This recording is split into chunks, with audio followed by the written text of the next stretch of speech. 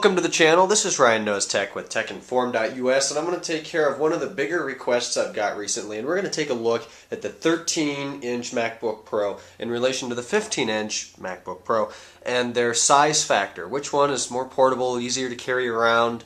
Obviously the 13-inch is going to be better with that, but just how much? Is it worth getting the 15 over the 13 if, say, maybe you need to carry it to work or school or on the go? Or we're really going to try to break that down a little bit for you and help you decide which MacBook Pro is going to be better for what you need.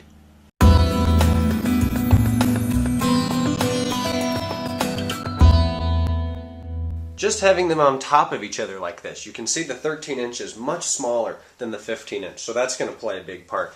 Size and weight are two big factors here in terms of portability anyways. The 13-inch is 4.5 pounds. That's relatively light for a laptop computer that packs as much power as it does. This happens to be the 2010, but the 2011 with their i5 and i7 chips are significantly faster.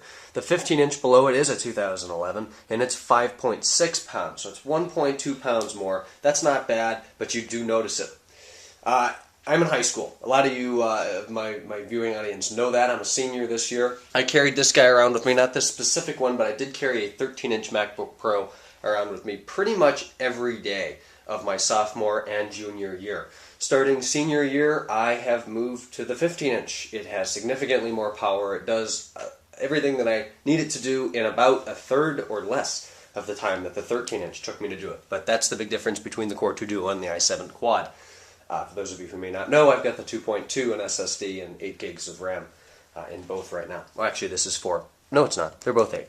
Beg my pardon. But being used to carrying the 13-inch and moving to the 15-inch is a noticeable difference. Not only the size, it makes your backpack feel a little bit more bulky. You can't carry as many books or papers or whatever you need to carry in there. The weight is the biggest factor here. And to be perfectly honest, it is nowhere near as bad as I thought it was going to be. I figured the thing would be falling off my back after standing up for 5 minutes in between hauls. And quite honestly, it's really not that bad. If you've got to stand up with it for more than 10 minutes, you're going to have to take it off and put it on the floor. And unless you're walking and stuff, then it'd probably be okay. But it does get tiring. If you need to carry around between many classes in a day, it is possible your 13-inch is going to be a little bit better. But if you're really concerned about the 15-inch being simply too large to carry around with you between campuses, classes, traveling in an airplane, stuff like that, don't be. It's not as bad as I thought. The weight is not a big factor, and neither is the physical size, is it being this much more square, I guess, than the 13-inch.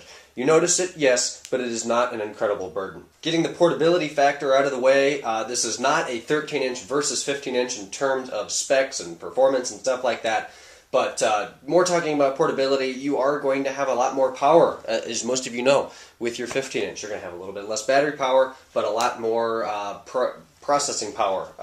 You can get bigger hard drives in it. Of course, you could upgrade your 13-inch. The biggest thing, though, would be the graphics and the processor, as well as your screen real estate. I noticed a big difference in 15 over 13 inches, and then, of course, I went for the high res, which is 1680 by 1050 versus 1280 by 800. That is a monumental difference in anything. Web browsing, anything you do on the computer is so much nicer with the high resolution display. But that's to be expected. You gain 2 more inches. It's probably about twice the pixels, not quite, but it's a lot more pixels to deal with. The 15-inch is a better computing experience. The 17-inch, however, that is the one that is virtually unusable off your desk. It is way too big. I never owned one, but every time I go in the Apple store, even still having a 15-inch, I pick it up and it just feels like a semi-truck compared to, say, a 5 series, you know me.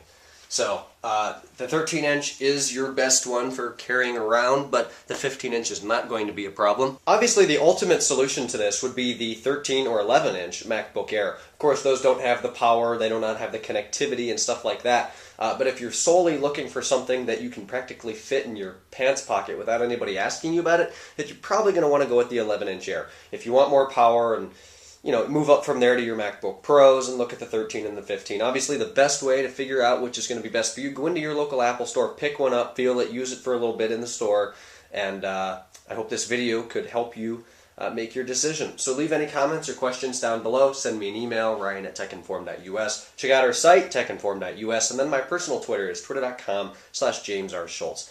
Thanks so much, guys. Subscribe if you like the channel. Check out the new channel based off the BMW E39 5 Series. It's called E39 Source. The link is down below. Please subscribe if that's your thing. I've got new videos coming up dealing with brake rotors on the front, performance slotted rotors, as well as a new e-brake inside. That's one of the bigger things with the 97 through 2000 M5s. They used an e-brake in there that would wear off. It looks awful. So I've got mine in the mail. And again, thanks. I'll talk to you guys tomorrow on Thursday. Bye-bye.